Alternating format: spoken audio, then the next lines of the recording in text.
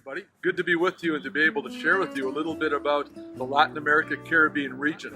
Latin America comprises Mexico, Central America, and all of South America, and of course the Caribbean is everything in the water, from Cuba to the island of Hispaniola, Jamaica, and so on. So let me just tell you, we're starting a small farm project in Cuba. We've started small business enterprises in different places, one including a pig breeding project. We're distributing barber kits as well to set up home businesses in some areas. It sounds simple, sounds easy, but it's important for these people. In the Dominican Republic and Haiti, we have begun and established pregnancy resource centers for young women, older women. It's a marvelous act of God's grace. What just happened in Cuba? I was down there with Darcy McAllister and we were ministering to the National Church, and they had invited us to come down and to train them in how to develop their own world missions program. Around 6,000 plus churches are involved in this. What a wonderful opportunity, and that really is the goal of the PAOC. I'm in Pucasana, Peru.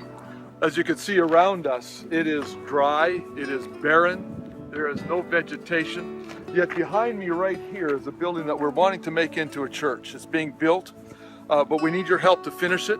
But more importantly than even that, we've got about 250 kids that need food all the time. And there's just nothing around here. What happened in Panama just a few weeks ago. We were part of a Solo Uno conference where there was an outreach to every nation in our region. 46 plus nations. They were being taught about world missions and the desire we have to get them involved.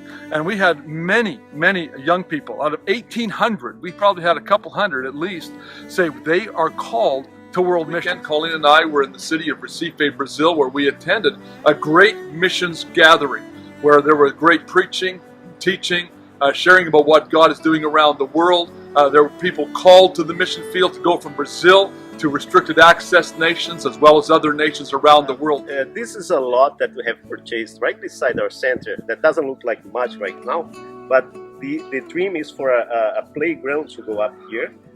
We have researched the community and talked to the families, and they have said to us that the top priority for their kids is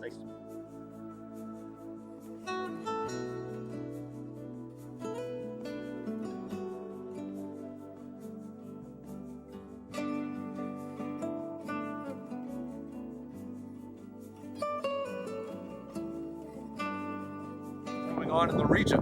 We've just sent another global worker into the country of Uruguay. This is the first time that PAOC has ever been in that country. It's one of the most ungodly nations in the entire Latin America Caribbean field. To pray for those global workers in Uruguay that they would be able to firmly establish the Bible Institute and the Church Planting Institute, as well as the feeding program for children. It's a tremendously exciting thing. And I'm also going to give you an update on my recent trip to the Dominican Republic. A great vision that God has given to us, really for the equipping and empowering of nations. I'm standing right here on a 27-acre piece of property purchased by the Pentecostal Assemblies of Canada with the vision of equipping and empowering Dominican nationals and also Canadian teams that come down. We have a 4-phase vision for this project, and we're standing very close to phase 1. And in the next few weeks, we are starting the construction of a house and storage facilities. Right over here to my left, your right, a passion fruit plantation where we have dedicated 3 acres to the production of passion fruit and more in the future.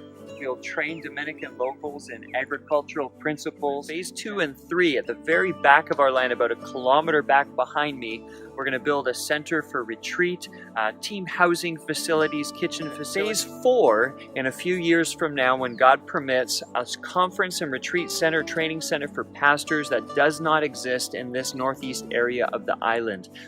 Key components that we believe will enable us to equip and empower the Dominican National Church and see even Dominican missionaries trained and sent overseas for the glory of God. We have a wonderful door of opportunity that we can walk through, and with your help, with your partnership, God is going to continue to speak here. God bless you.